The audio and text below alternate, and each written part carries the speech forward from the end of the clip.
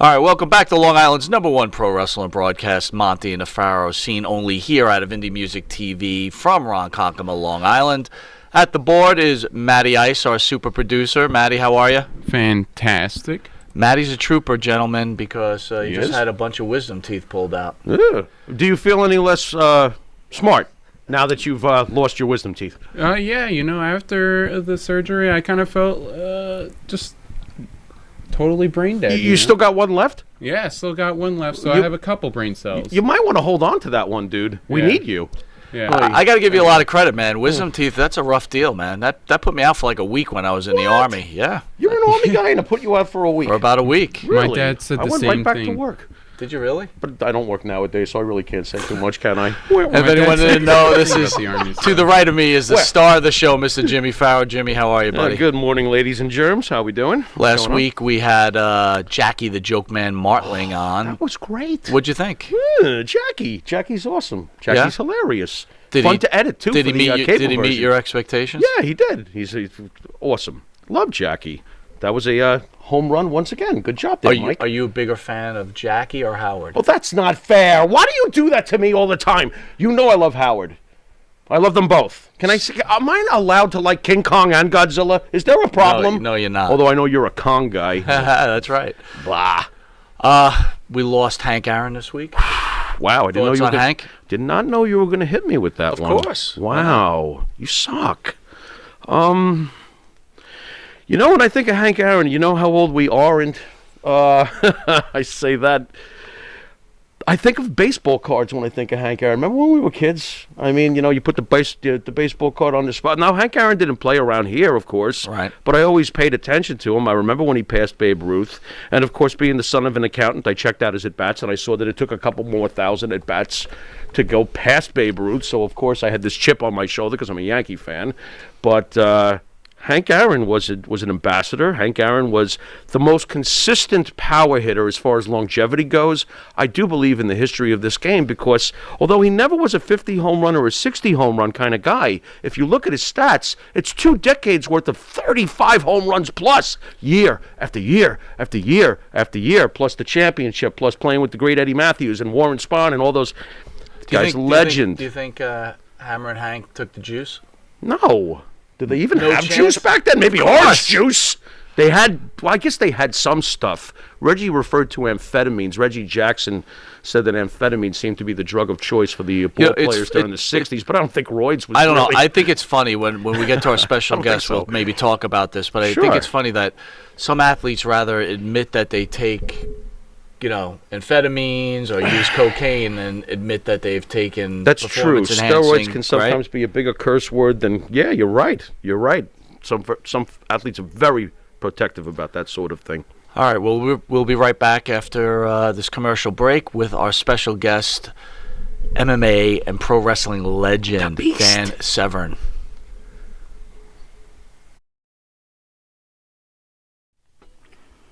Elm Logistics. For all your logistic needs, call 631-299-3595. That's 631-299-3595. Elm Global Logistics. Pride, performance, and partnerships.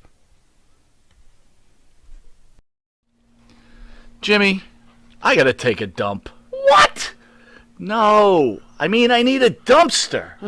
Well, for all those needs, you need to call Big V Dumpster Rental, Long Island, New York, 631-900-DUMP.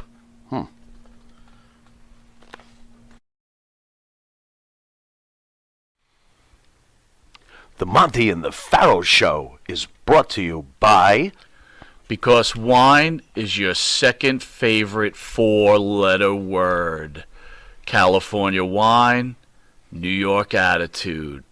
Good fucking wine. Yeah. All right, welcome back to Long Island's #1 pro wrestling broadcast, Monty and the Pharaoh, seen every Thursday, produced at Indie Music TV in Ronkonkoma, New York.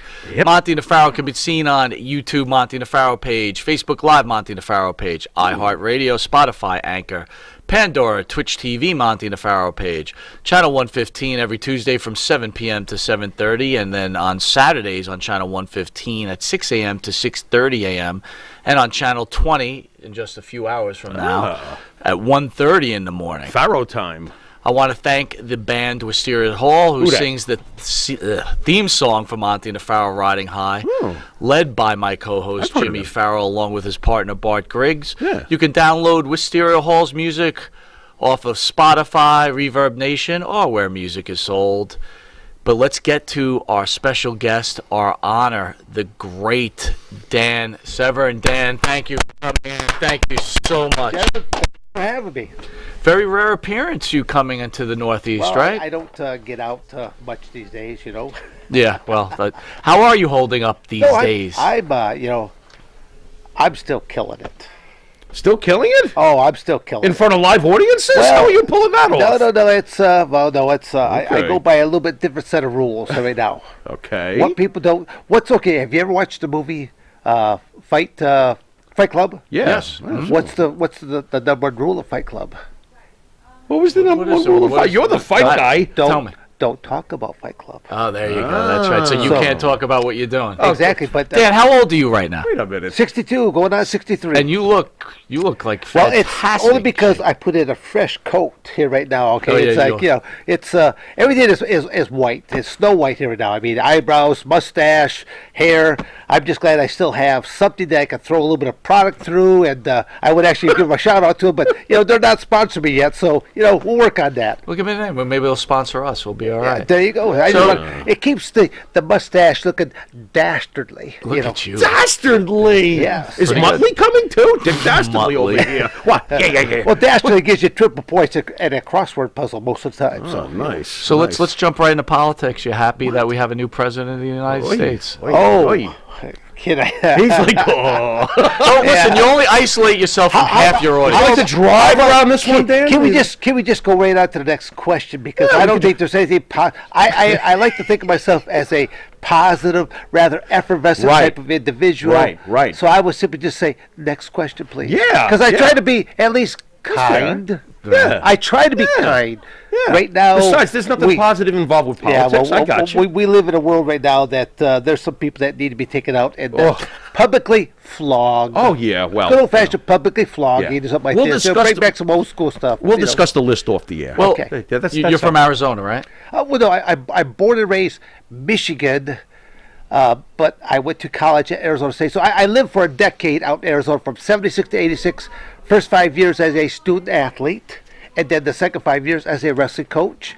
And then job opportunity opened back up at Michigan State University, and I coached there for another couple of years. So I tell people that the sport of wrestling, I've been involved in now 6 decades. I started back in junior high in 1969, so I've got the 60s, the 70s, Right. the 80s, the 90s, Wow. 2000, Wow. 2010 and above. Well, now we're into the 2020s and above. It's kind of look like, is Dance ever done? Oh, wait to be seen. I don't think I'm done yet, because although I may be 62 going on 63, I don't look it, I don't act it, I don't move it. That's great. So, Now, you're from Flint, Michigan, right? well, again, Montrose, Michigan. I always had to specify that, because a lot of my friends growing up, I went to Montrose Hill McCloy High School. They get mad all the time. Why is it they always say Coldwater? I go, they wanted, where do I live now? Yeah. So I say, I hail from Coldwater, Michigan now, but I've only lived there since, I think, 1992 is when I moved to Coldwater, Michigan. Because you're famous from Michigan, and then also Michael Moore's from Michigan, too. What are your Wait, thoughts on Michael what? Moore? Michael Moore? Well, again, it makes it up. I mean, I hear things about Michael Moore and a few other people, stuff like that. I mean, I'll just say he's a rather interesting cat. I guess. Once again, Would you like to beat his ass? Oh, my God! or publicly flogged? Publicly flogged again. I mean, those are. I always look at it as we're taking the best of both worlds. We always talk about how unfit a lot of our children are. So let's kill two birds with one stone. Let's take all of our physically unfit kids and let them go out there and do the flogging on those people. So Interesting. we're killing two birds with one stone. We're giving the Interesting. kids some exercise. Builds It's good up their for them, muscle tone? Yeah. Very interesting. That's a good idea. Fighting, wrestling, acting. You've done all these things. Which one do you like the most? Well, again, the thing that's been my theme throughout my entire life has been my amateur wrestling career. So I mean, it is the vehicle that has opened up all these other doors. Because what I always tell people, because they tend to get it wrong, my first profession was professional wrestling. Most people thought I went to the cage fighting type of stuff, and I use that term cage fighting because the mixed martial arts term did not come out about until like I think 2004, 2005, 2006, somewhere in that range. And it was a good friend of mine, Jeff Blatnick, that was working with the various athletic commissions, and he's the one that coined the phrase mixed martial arts. These athletes come from such a variety of martial arts background. It might be amateur wrestling, it might be boxing, kickboxing, Muay Thai, karate, kung fu. There's always some type of stand-up art with a grappling art that was combined. So he was a guy that had to kind of smooth it over, because a lot of your politicians, especially like a Senator John McCain, he was a big advocate of trying to do away with it and looking upon it as a very barbaric sport. And and I sort of became sort of a front man for them, because I was that guy. I don't have tattoo one on my body. And I work with law enforcement, corrections, air marshal, border patrol, militaries. I kind of look like G.I. Joe because I have a Douglas Dwight chin and I have a mustache. I look like one of them. So it has served me well over the years. How hard was it going from, the amateur wrestling into something like cage fighting? Well, I mean, it was the hardest part. The cage fight, not. Professional wrestling, a complete 360. In amateur wrestling, I was great about, in amateur wrestling, you learn to tune out things. And what I mean by tune out, typically I'd be going to countries that a lot of other countries despise the United States. You experienced this. Oh, yeah. No, they despise the United States, but for different reasons. Again, most of it is because of what type of propaganda machine their government is spewing out about America. Okay. I mean, which is, if we want to fast forward to today, and all the propaganda that has been going on for the last 4+ years, and which will endure for who knows how much longer, but a long time probably. But it's these other foreign countries, they have experienced this for a great deal of time, so that it was pretty common, as I represented a United States team, to be booed and stuff like this. So I learned to tune out the audience. And we even had to learn to tune out the referees and stuff like that, because typically they were from some part of the communist bloc.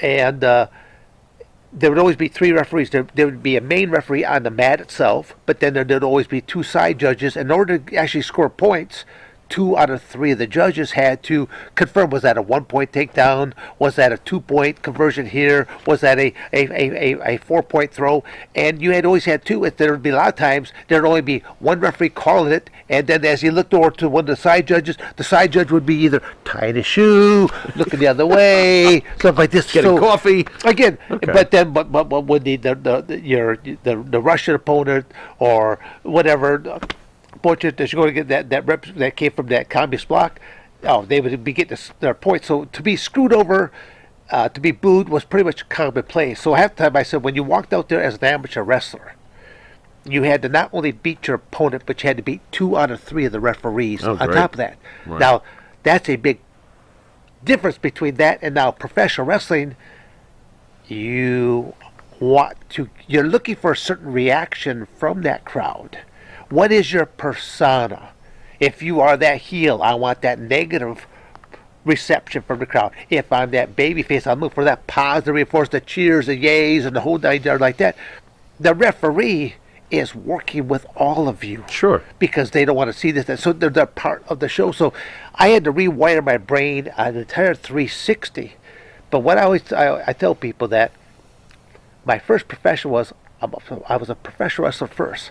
And the one element that I took away from professional wrestling that served me well in the cage fight world is this psychology. Psychology. To know how, when I go to this location, I know how to get that audience to do exactly what I want them to do.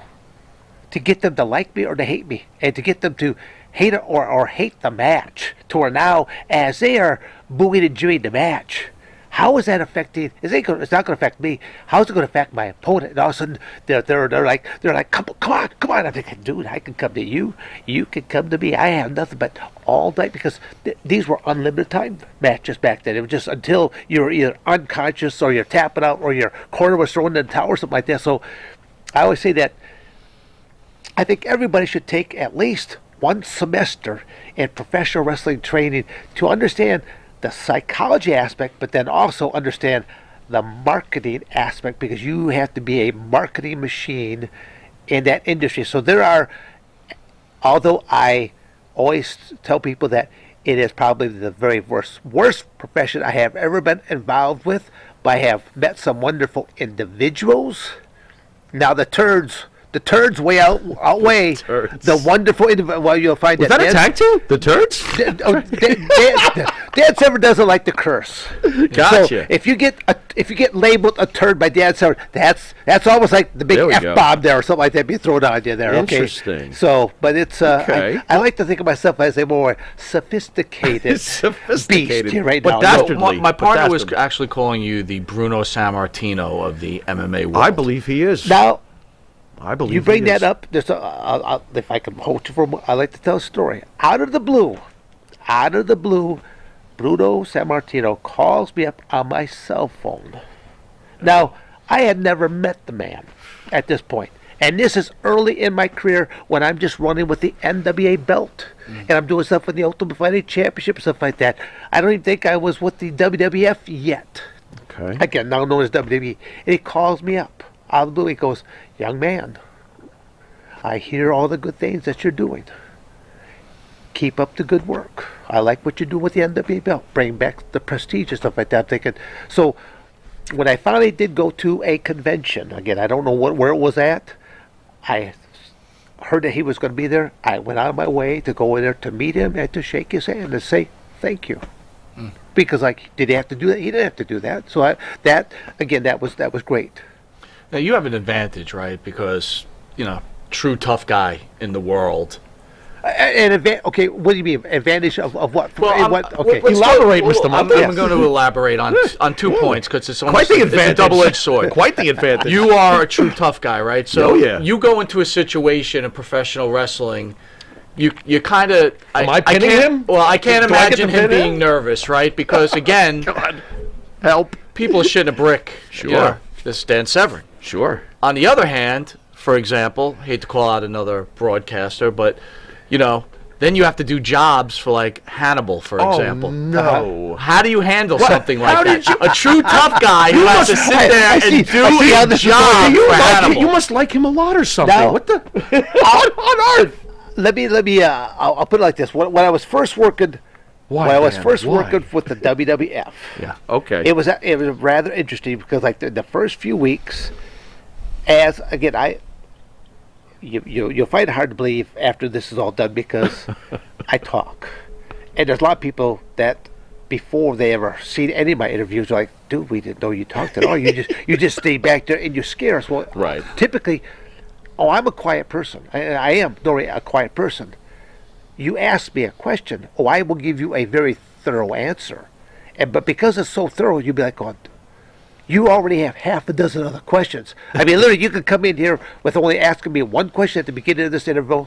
Oh, we're good for the next couple hours easily because I'll tell you, not only I will answer your question, I will usually throw on a story to reinforce it on top of that. Again, that's from the decades of being involved in athletics, but then also dealing with people in different sectors of amateur wrestling, freestyle wrestling, amateur wrestling, Greco-Roman wrestling, judo, sambo, tough man contests, no holds barred to mixed martial arts, but then throw in the wacky roll of professional wrestling on there. That's why I always tell people that if variety is the spice of life, Dan Severn is the spiciest of person I know.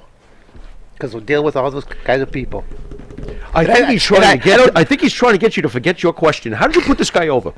Well, okay. No, Thank you. no, okay. No. Well, again. Oh no, you don't, Dad. Come back. But actually, but I'm glad you said it because I was going to simply say, now where were we? That's what I was going to say there. No, I mean, in the wacky, Was it a roll up? I didn't see this. No, Go on. in the basic element of professional wrestling, there are times it's kind of going, this guy can't carry my jock strap, and now you want me to put somebody over, Yeah. and it's I always tell people that in the magical world of professional wrestling, anything is possible. You could have a midget out there with a feather. Oh. That's going to beat the giant because he runs up to the giant and he starts to tickle him. And the giant starts to, and at the point that the giant falls on his back, Grabs the and then tights. he grabs the leg. 1, 2, 2, 3. Again, Fast count. anything can be done in the magical world of professional wrestling, and I leave it at that. And I always tell people, I go, let's keep these two industries separate. Dad Severn also has been involved in movies, known as being an actor. Also capable of doing stunts and things of that nature. Most professional wrestlers don't even realize when they're doing their falls and things of that nature, they are doing the most basic elements of martial arts break falls to hit and land and on as much body mass as possible to dissipate impact. If you simply go down on a point of an elbow, so you could take out your shoulder, you could lots of injuries. So the more that you can lay flat and try to also protect the back of your head. How smooth was your conversion learning how to take bumps after amateur wrestling? You're not taking those kind all of my bumps. stuff was involved in the combat arts first. So I learned from the combat arts first how to protect myself. So now going into professional wrestling, it was easy to convert over. Easy. The hard part was I'm so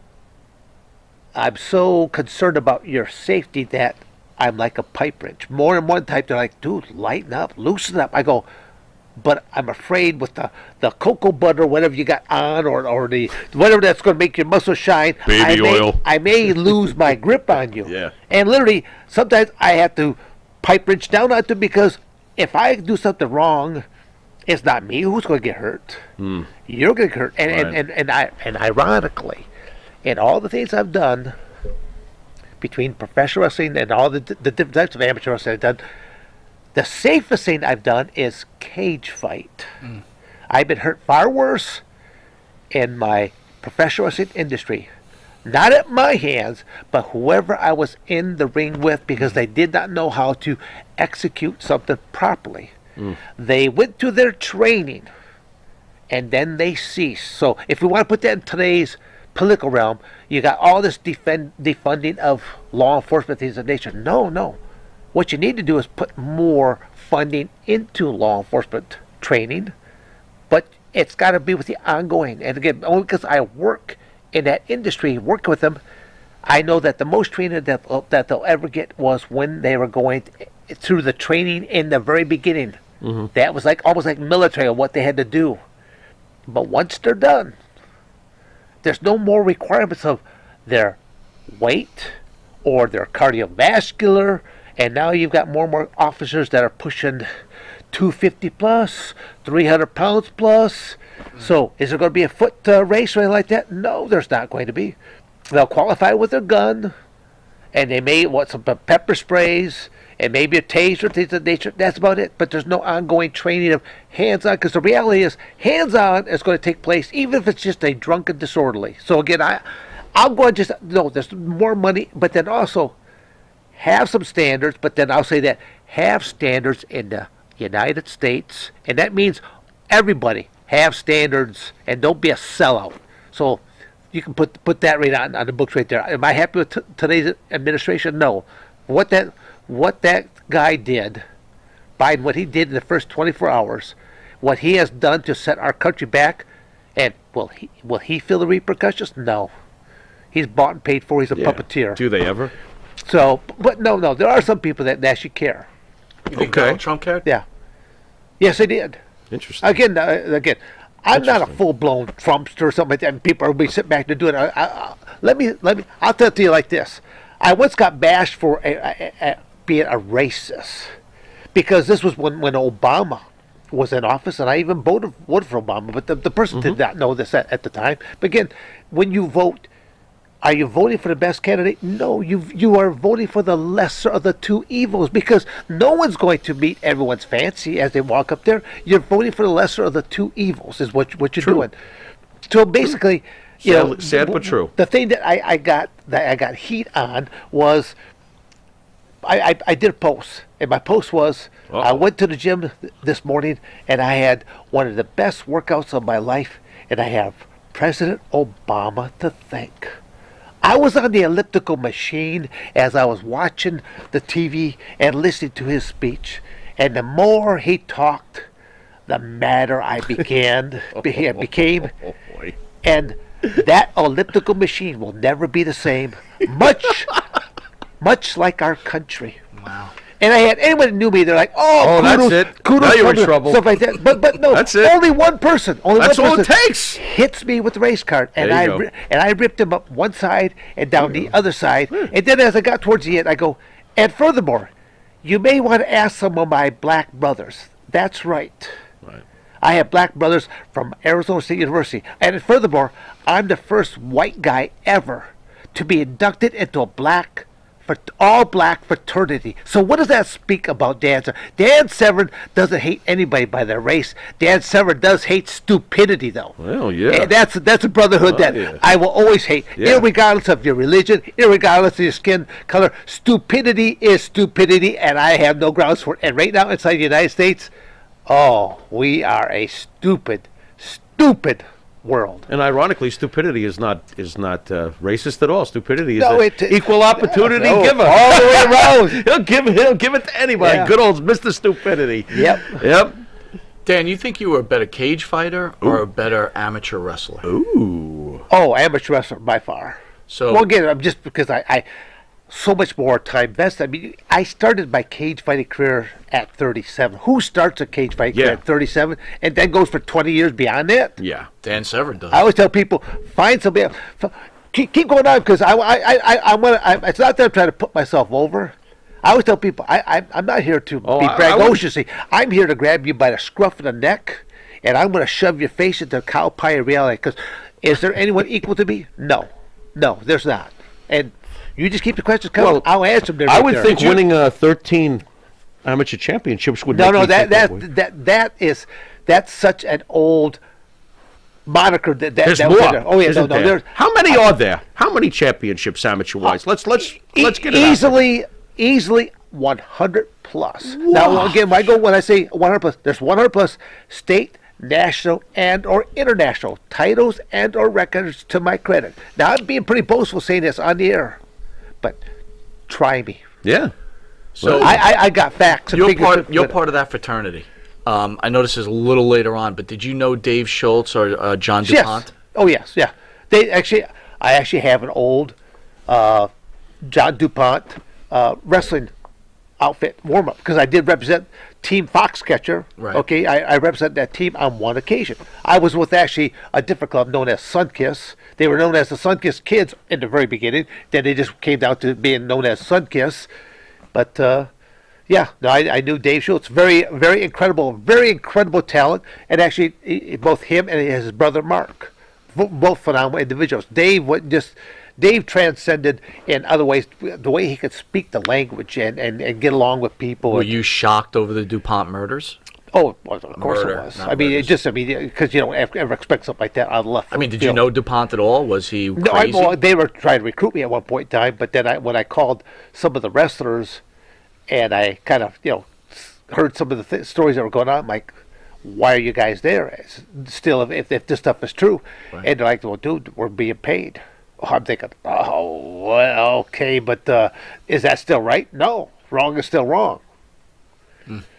So he was just a very strange, eccentric type of an individual. Now I'll put that strange as strange, not in a good way. Yeah, I got you. Speaking of strange and eccentric, at least as far as his character goes, we've had the great Al Snow in studio. Thoughts on the man who trained you? Al is great. He's very intelligent. man.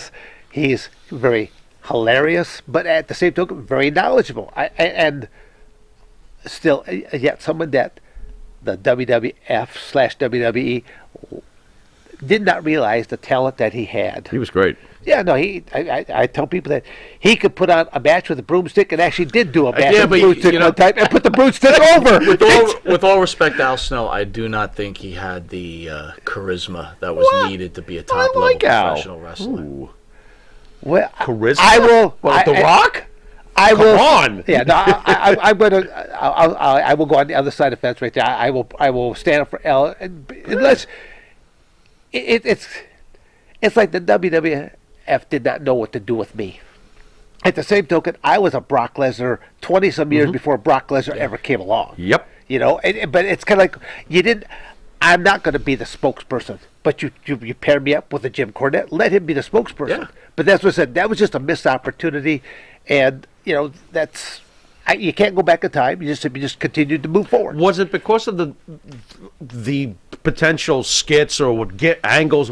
Was it because they just were way too outside the box for Dan Severn? Like, I'm not doing this. Well, no, not really. It's just, again, part of the problem was my naiveness of the industry. I didn't really know how much input I was able to say about it. I kind of figured, they've been doing this for how many decades? I kept thinking that this creative team and this organization that has been around since Vince McMahon, senior to junior to now going into the third generation right now, I would have thought that they would have understood a little bit more. I was kind of like the outsider looking at it, and I looked at this as really as purely an opportunity here. First, I mean, I looked at amateur wrestling was my vehicle to get my college paid for. Because that's what I first looked at that. Well, now I'm in college, I'm doing great stuff like this. You know, now I've got professional wrestling companies that are starting to look at me and they should look, but I can't go there because if I turn pro now, I lose my amateur status and representing the United States, try and make an Olympic team, world team, things of that nature. That was what I wanted to do first. But then, as of 1992, when the new ruling came down from the United States Olympic Committee that allowed athletes to be both amateur and professional simultaneously, that's when you had like the dream team and the basketball team, something like that out there. Right. That changed, so I could now be a professional wrestler, and I could be a cage. I could be a cage fighter, but I could still represent the United States on an amateur level. So Dan, the fans are going crazy for you right now. They're Nice. loving the interview. Maria Davis says, "Great shoot, Dan." well, it's not a shoot. I would tell people, they say, let's do a shoot interview. I go, does that mean by being honest? That's it. You know, it's Super if you want me Liger- to tell stories, I'll tell you Super stories. Liger but, you has know, a question for you. What is your opinion of Antonio Inoki? Ooh, nice. Well, again, I'll say that I only know Antonio Inoki on a very limited basis. I was involved in a couple of different events with the New Japan organization. We wrestled in this event known as the Peace Festival at one point in time. We were a tag team partnership at one point in time. And but that's really all I can really tell you. I mean, he was I look at, he was a professional wrestler that got heavily involved in politics, but then so we've had a number of Americans, professional wrestlers that have also gotten involved in politics on a number of different levels, and so I really don't know what else to say about him. Well, here's a question for okay, you. yeah. Amateur wrestler. As an Shoot interview. One-on-one with Lesnar, one-on-one with Kurt Angle. Could you beat him? Oh my God! well, Wow. Wait a minute. I want the Dan Severn from the '80s, by the way, to answer this question. But see, someone didn't do their study here. That What- match, what happened? that match already took place. With who? Which one? Well, who did you bring up? He said Angle and Lesnar. Right. Okay. Well, Well, what did I miss? there's only Could only Brock. well Brock logically is, it could only be Angle, right? Yeah, Brock is a lot younger. You gotta look Yeah, at, right. at my age and stuff like this. Yeah. So yeah, there was a match between Kurt and myself. So Well, do fill tell, us what in with happened? that Tom Selleck smile over there. Look at that mustache! And those Oh my eyebrows. God! I'll just say it went well for me. It went well for you. Yeah. Okay. Magnum Mangle. Very good. Well, no, I didn't Very say good. didn't bang it. So Kurt really does suck. He was young in his career, and I was much older in my career. Okay. So again, that's what I just say that it's like the first time that I was being interviewed, and somebody said, "Well, how was it fighting Forrest Griffin?" I go, "Who?" And they're like, well, Forrest Griffin. I go, I know it. I go, I fought him. Now, when I made that comment, now they're thinking Dan Severn took one too many shots ahead. And I go, well, no. I said, no. Had so many fights. I just tell people, I've had 100 plus fights. Yeah. The victories are nothing but a blur. The losses, I could tell you everybody I lost to, and I can tell you how I lost because I either let myself down or I let my my guard down here at this point or that point. So I know about the losses. The victories, they just blend. Thoughts on Ken Shamrock while we have you here? What's that? Oh, Thoughts on Ken Shamrock, who you obviously have great history with? well, I mean, ask me the question. I mean, if you bring it up, I think, what? How about the way you feel recently with the steroids? I heard you recently talking over the past couple of years involving Shamrock with steroids. Well, no, I mean, that it's not. I talked about over a couple of years. I mean, yeah. I pride myself in the fact that I'm lifetime chemical free. Mm-hmm. Now, I tell people, go find another professional wrestler alone that can make that claim. And I tell people, go and find someone that said that I bought anything from them or that they did this for me or did that for me. You're not going to find it because I didn't do it. Just like I made the comment earlier, I've only did 2 training camps in a 20-year cage fighting career. Find someone, put it out. I might have did a run on my own. I did ongoing classes at my training facility, but was I training like you look at guys on the current? They're going into training camps for 4, 5, 6 months out. I did 2. Once for 32 days for UFC number 5, and once for 35 days for the Ultimate. I set 2 different records. In UFC 5, shortest tournament victory I ever won. Took care of 3 men in the shortest time they had ever seen. Yep. And then in the Ultimate, just over 1 hour between my 3 people, and this is in up in Colorado Springs in mile high elevation. So I said, I always tell people, just think if I would have actually applied myself, might have made something of myself, But I'm happy with where I'm at. Are you surprised to see Shamrock still going? He's actually still going now in Impact.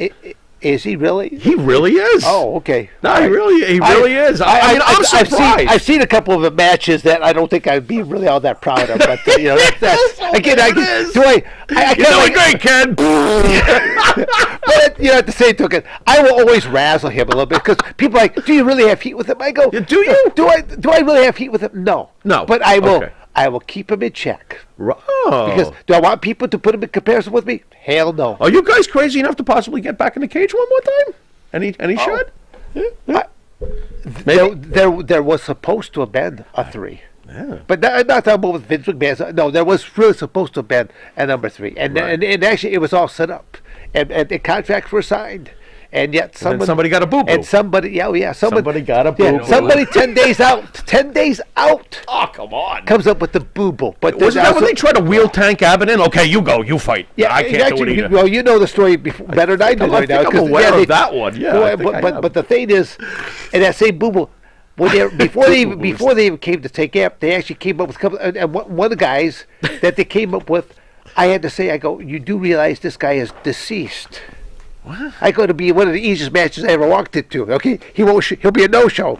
Oh my God. Oh my Lord. But I was dealing with a company that really they were a media outlet. They didn't know anything about the fight world, and they knew nothing really about matchmaking and things of that nature. They just wanted names, right? What's that? They just wanted names. They were just looking for something, and then because they couldn't get what they were looking for originally, they were looking for just other options, trying to still salvage something. So I mean, it was a very unique concept that they had. They took again, the most entertaining match of the night was Kurt Angle with why am I drawing a blank here right now? One of the best flyers from Mexico. Come on, you guys can help me out with this. Professional wrestler, but a great flyer. He's from Japan. I don't know. From Mexico. Mexico. I don't know. I don't know. Guys, want to weigh in? What do you mean, Rey Mysterio? Yes, there you go. Bang. It's Rey Mysterio. Right there. That was hard. Good grab. Perfect, right there. You did it. I'll tell you, I'm sharp as a butter knife. Go on. All right, with that, we're going to take a quick commercial break, and we'll be back with MMA legend, pro wrestling legend, Mr. Dan Severn. We shall return.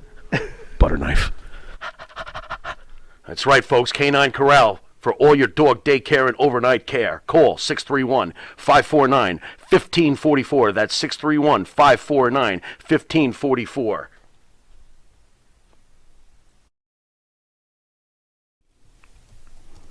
And Nitro's Garage for all your automotive needs. Call 646-675-2349. That's 646-675-2349. For all your automotive needs, Nitro's Garage. Ask for Jack. You need a body shop? You need engine repair? Auto Excellence. Collision Specialists. 631-261-6420. That's 631-261-6420. Auto Excellence. And APB, American Protection Bureau, voted #1 best on Long Island for all your security needs. Call 631-390-9050. That's 631-390-9050. APB. All right, welcome back to Long Island's #1 pro wrestling broadcast, Monty Nefaro, seen every Thursday, produced out of Indie Music TV in Ronkonkoma, New York. Our special guest, our honor, MMA and pro wrestling superstar, Mr. Dan Severn. Dan, the fans are loving this interview. Well, what's not to love about the Beast? Come on now. You ain't kidding. And if they don't love me, just give me their address and I'll pay them a special visit. Oh, boy. Phil Descaris is asking your thoughts on Bob Backlund. Love Bob Backlund. How could you not? I mean, I literally ended up meeting him at an event, actually in New Jersey, in Atlantic City. It's known as the Martial Arts Hall of Honors event. I mean, it's like 1,800 people show up for this event for their banquet alone. Who knows over the course of the Friday, Saturday that they have all these various demonstrations and seminars that are taking place. I knew of Bob Backlund, but I actually met him through usually on a Thursday night. They have different events that take place, and they had a social gathering, and I had the opportunity to sit next to Bob Backlund and get to just talk with him a great deal. He ended up giving me one of his books. He signed and gave me one of his books, and I always tell people, I read a lot of things. Very rarely do I actually read a book. I just, because I read too many volumes, I read certain things for specific. I ended up reading this whole book, and we bumped into each other. He goes, did you ever get a chance to peruse my book? I said, I read it from cover to cover. And he goes, well, what do you think? I said, I think I was reading my own story. I says, so many similarities of our background and stuff like that. And I mean, I was very, very complimentary, but I not just to be,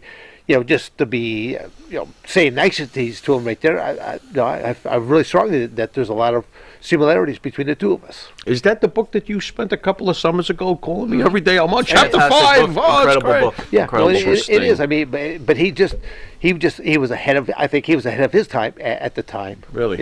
Okay. We grew up on Bob Backlund. Yeah, we did. Hating Bob Backlund for many, We many liked bad years. guys. We liked the bad Oh, guys. We were okay, into I gotcha. Valentine in Morocco and But Sergeant Slaughter. as you get older, you realize what Bob Backlund meant for the industry. He, absolutely. again, I used to go to the Garden every month. I used to sit front amazing.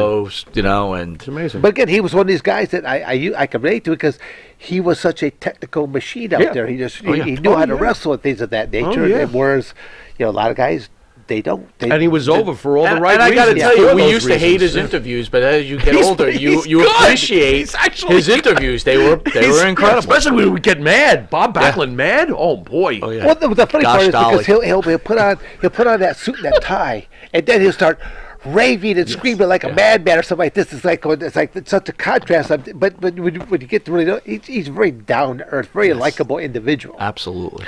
Now, speaking of likable, I'm not so sure that I like the way you word this because he'll come over here and choke me out. So let me see if I can find a But better that's way. why it's good that I'm glad you're all the way over there.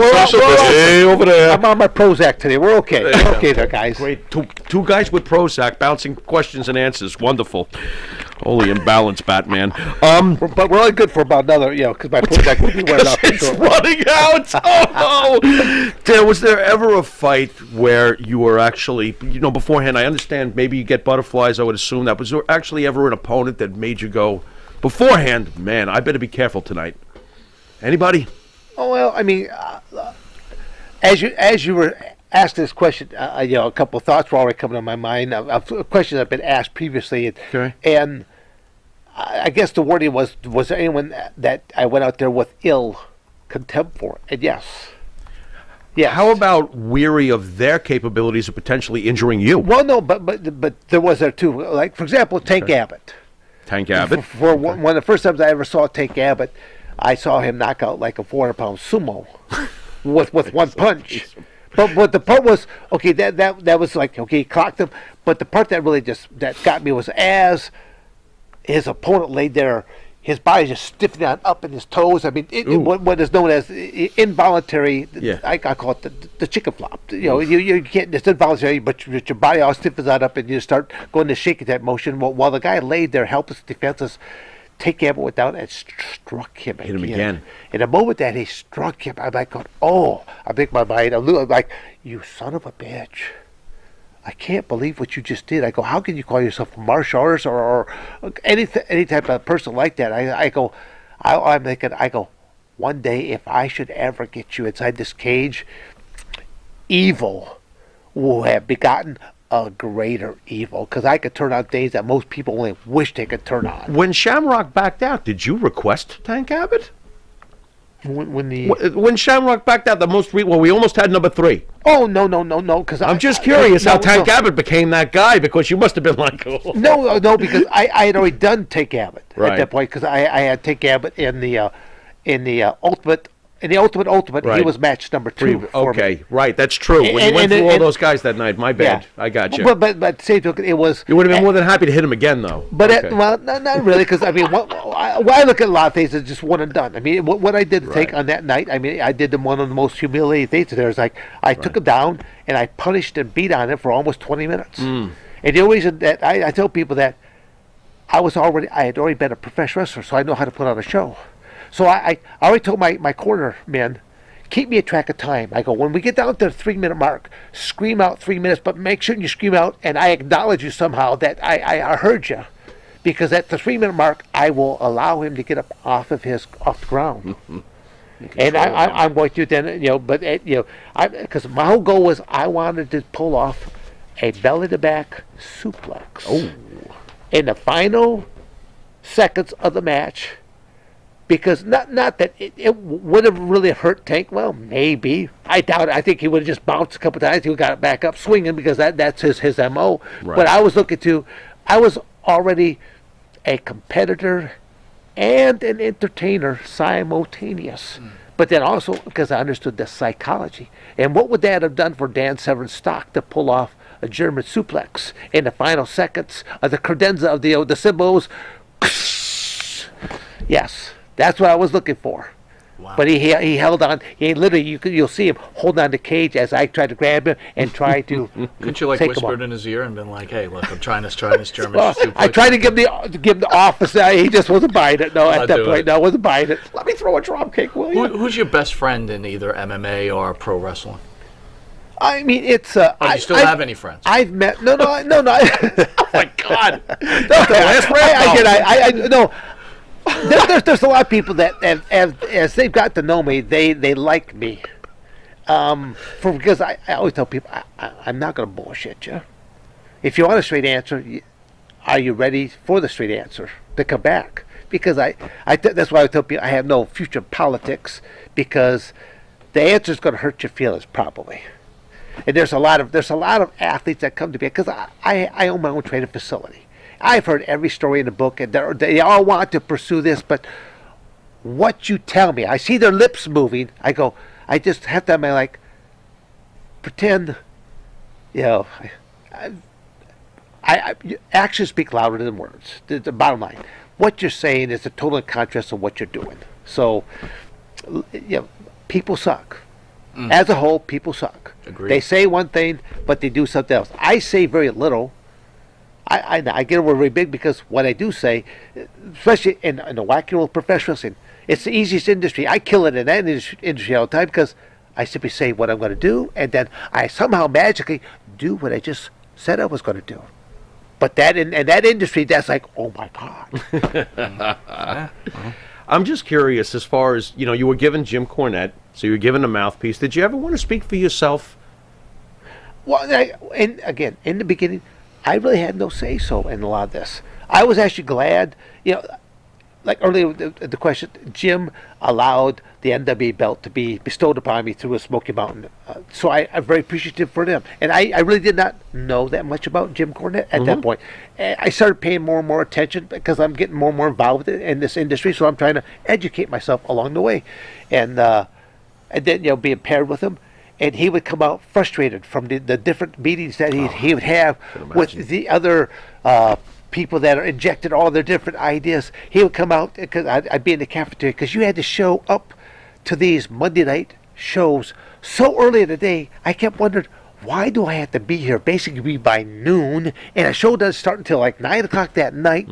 But then I found out why later, because of how many derelicts, ne'er-do-wells, misfits, nitwits, nincompoops that are employed by this company. Again, I'm not talking about all the other people that are setting up the lighting, talking stuff like this. The talent that shows, and again, I'm not saying about everybody, but a vast majority of them. And I wonder, where else in the world can you get paid what you're being paid to simply act out? Again, I guess I don't look like I'm breaking any kind of kayfabe. Kayfabe was broke when Vince McMahon himself exposed the industry because he no longer wanted to be regulated by the athletic commissions. I travel usually with two of the most recognizable belts in the world. I always have the NWA title belt there with me, alongside it with the UFC title belt. And when people come up to the table and stuff like that, they regale, and they're always putting over the UFC belt, stuff like that. And they see the NWA belt, and they go, wrestling, like, what exactly kind of, what is NWA wrestling? And they're like, oh, well, just like what you see on television, stuff like that, Vince McMahon organization. And they're like, they always say the same thing, well, the fake stuff. I go, you understand what this other belt is over here? And I go, oh, you say, oh, love that. UFC, that's the real deal. I go, how is it that I've been hurt far worse in this industry than I have been in the UFC industry? They look like puzzle, like right. I don't know again, but I share the story there because I'm out there with people that don't know what they're doing. Yeah. And even to be on a WWF show and to be, tombstoned for real, that happened to be live on the show, to the point that even Stone Cold Steve Austin, like a little over a year ago, called me out of the blue. Again, I've never received a phone call from a Stone Cold Steve Austin, again, on my cell phone.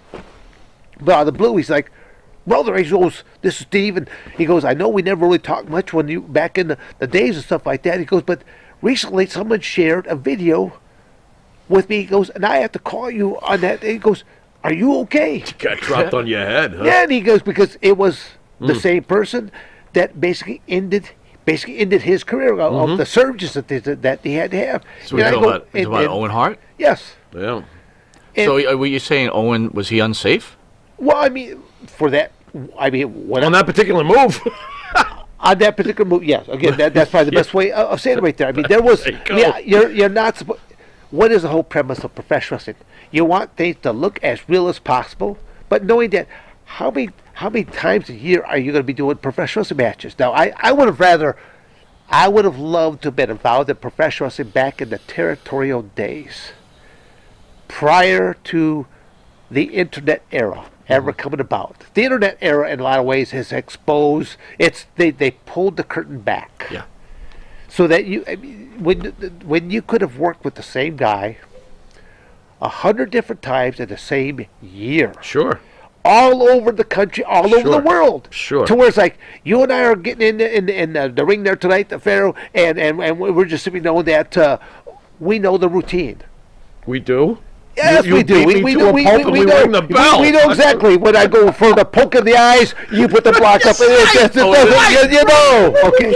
A couple of these? Yeah. So, again, boom. I mean, I run that way? Yeah. But you just know it's magical because it's easier to put in more time when you know how you function. It's usually the first times that it's the hardest. Was there anybody in the WWF locker room that really pissed you off? No, I mean, not really. I mean, I didn't, as I said earlier, just when they were doing like the, Mr. Severn and stuff like that, when the Meet Me, that was probably the most interesting times, I'll say in the very beginning. But then after that, when I would have at least a one-on-one with them, they understand. You didn't want to beat the shit out of Shawn Michaels? Come on. Oh, come on. Again, I was never really around them. Again, there's some people Right. that they had their egos. And when you start living in a magical world. Did you smell what The Rock was cooking? Well, okay. But when you bring up a name like The Rock. Sure. The Rock is killing it in the film industry, correct? Yeah, but then yeah. also Dave Bautista, a number of other professional wrestlers are jumping in, and they're having a great deal of success because professional wrestling teaches you the fundamentals of being in front of that camera. But then also taking on the various personas. Can you laugh? Can you cry? Can you act happy? Can you act sad? I mean, it's just all kinds of stuff that professional wrestling teaches you. You have degrees of body language, talking with my hands, facial expressions, audio. Those are your three major ingredients. And then on top of know how to bump, which is martial arts breakfall, you're also a stunt person along with you. So you got professional wrestlers are built to go into the film industry. They're actually way undermarketed, and I think that's where a company like WWE, they do have their own little film company, stuff like that, and I think probably should invest more time into it. We've only got a few minutes left. Speaking of film industry, yes. Can you tell us a little bit about the movies you've been in? Well, again, I'll say nothing of any great magnitude. There have been bit parts and stuff like that, but You were in Rudy? but I'm gonna say, but the one that probably he was got in the Rudy? most He was in acclaim Rudy. was being in the movie Rudy for about I'll Al say about Snow. 6 or 8 weeks. You and Al Snow both. Yeah, we'll in get Rudy. Al Snow, a buddy of mine who worked as a wrestling coach, but then also as a football coach, was working with the Kalamazoo football team, and they could not use current college players because of the NCAA rules. So they were looking for former players, stuff like that, and or big goody wrestlers. Big goony Put on shoulder pads, helmet. Which way did you go? Football. They go. I tackle. Yeah, I mean, sure, I could take on this role, but it was great because then I recruited Al Snow and several other professional wrestlers. And the great part was, all these other guys were actual ex-football players, and they were taking it so seriously that they were trying to hurt each other and hit for real. And then half the time, Al and I and a couple of these other professionals were playing across from each other. And even like on one kickoff scene, did a kickoff scene, and I'm talking to Al, I go, Al, put your shoulder down. I go, I'll just take a back bump over you. And they shot that. They're like, oh my God, they thought they were going to run out to the stretchers. They thought they were going to carry me off. They're like, no. It was like great, but they love working with us because we made things look great and a little bit over the top. They're with it on top, which again, when you look at the film industry, they're looking to entertain you. Whether that's entertain you to make you laugh, make you cry, they're looking for reactions out of you to what's going to make you want to watch it again. And a movie like Rudy, it's kind of like watching a Sylvester Stallone Rocky type of movie because the underdog makes out in the end. He gets carried out the football team. The one and only time that someone got carried out the team. But then also to be down at Notre Dame and to see, and see around some of the things that time era. The only thing is I had to lose the mustache, like everyone that had beards and things of that nature, because it was all based upon early, circa 1970s Notre Dame football. 70s. All right, so you want to tell everybody why you're here in New York? Plug time! Plug! Well, I mean, I'll just do it. I'll simply plug the fact that if people want to know more about what Dan Severn has going on in his life, simply go to my website at dansevern.com. I'm here for a number of reasons why I'm in New York, but if they want to know more about me, you're going to go to my website, and there's a lot of information, but you're not going to be able to. My email and that will be up on there. So if you want to get in contact, you can contact me through email. But if you go to my shop and want to see, there's a cool T-shirt or something like this, you're not going to be able to order it. But because that has been disabled, only because I'm in the process of having it revamped, and there's some products that are being taken off, some new products and some changes and stuff like that. So, but you can still interact with me via email, and I can let you know what stuff I do have. Awesome. And it'll be another, I'll say 30, 60 days, probably 60 or more, because that's on the when it comes to Dan Severn, the list to do, that's kind of way down on the list. I got a lot of other things that's a little bit more prioritized than that. Dan Severn for president. For president? Farrow's final question. Oh my God! Uh-oh. All right, here we go. We're there already. Okay. We are there already. We've been fortunate enough over the years we've been doing this to have a lot of guests in, and I always try to see how they feel, and it always seems to go one way or the other. There's almost no in the middle. So I'm asking you, Mr. D, what's your personal opinion on Vince McMahon? Well, I mean, Vince carried on a legacy for his father. He did not start the company. What he did for the territories, I think that there would, if he could have worked somehow to keep that going, maybe did a different approach, because his approach was about world domination. That's all it was. Just for I think if he would have looked at a way to where if he could have kept some sort of that territorial theme and worked with them a little bit more, I think he would be in a different place than where he's at. Interesting. Being happier and even more successful. Interesting. I don't know what's more successful than just signing a deal for $1 billion to true. turn over your network. Did you say But there is. Money isn't everything. And that's one thing people talk to me all the time, like going, well, because I wouldn't sell out my soul. I mean, I could have been, with working as the. Wait, hold on. I see 666 on your forehead. Yeah, hold on. that was one thing that said. I turned down. I always tell people that. By the way, thank God you didn't do that.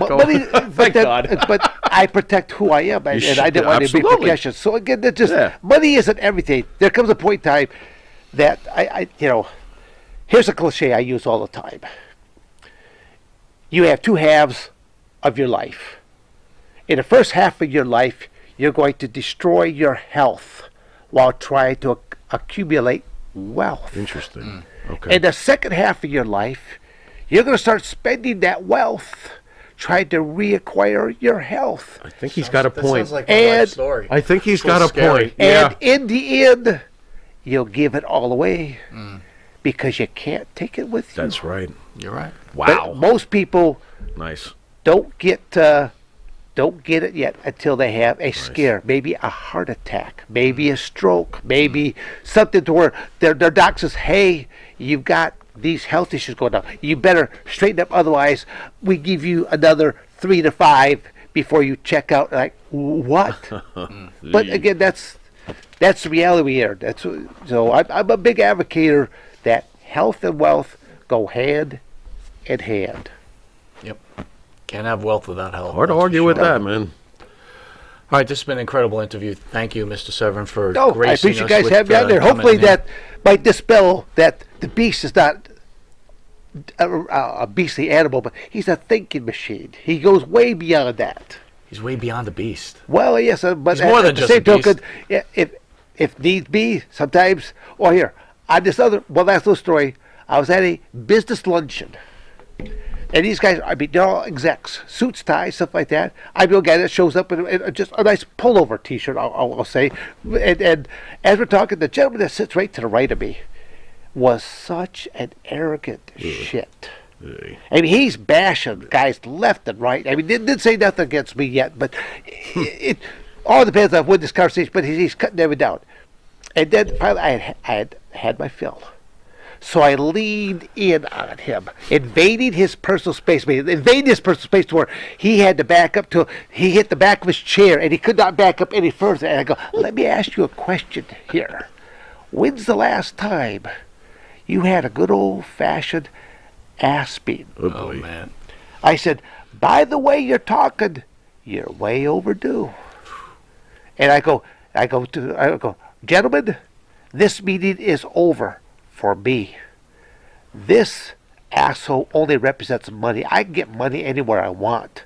I like to know whoever I'm working with, I'm going to enjoy being around. I'm leaving now. And I got up and I left. And every one of the other businessmen, they contacted me afterwards, like, Dan, that was fantastic. We were all thinking it, but you said it. And I go, every now and then, somebody has to be humbled. And I would just think of me as a tool. And I just to be humbled Someone that needed a little humbling right there. I was doing God's work. Masterful words from Dan Severn. Monty DeFaro can be seen on YouTube, Facebook Live Monty DeFaro page, iHeartRadio, Spotify, Anchor, Twitch TV Monty DeFaro page, Channel 15, 7 to 7:30, where you'll see the reduced version of Dan Severn. It's the abbreviated version. It's not reduced. And for early rise, 6 a.m. to 6:30, and on Channel 20, That's your time. Friday morning at 1:30 a.m. And soon to be on Amazon. This has been an incredible interview. Thank you so much. This is Mike Monty. Ladies and gentlemen, thank you once again for letting us come into your living rooms. And until next week, this is the Pharaoh saying, as always, later.